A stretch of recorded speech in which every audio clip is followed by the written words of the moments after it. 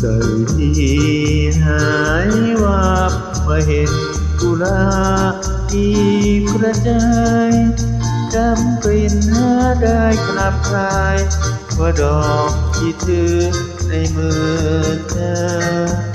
ที่เธอขอมานานเราให้รังที่เพราะเจ้ามีที่ต้องการแต่ว่าเดี๋ยวนี้ดอกถูกให้ทิ้งกระจายที่แต่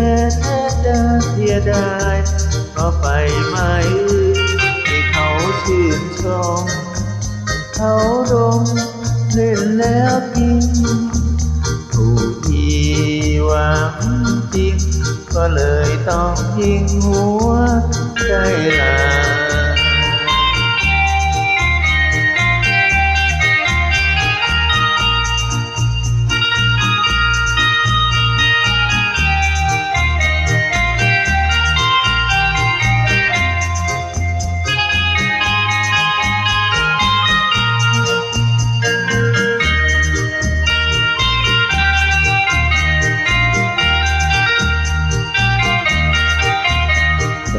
ที่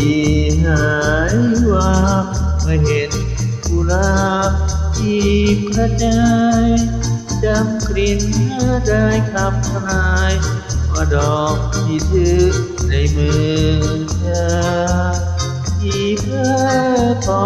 มานานเจ้าให้หลังที่เพราะเจ้ามีที่ต้องการแต่ว่าเดี๋ยวนี้ดอกถูกทิ้งกระจายที่แต่จะเสียดายก็ไปไม่ให้เขาชื่นชมเขาดมเล่นแล้วทิ้งผู้ที่หวังจริงก็เลยต้องยิงหัวใจลา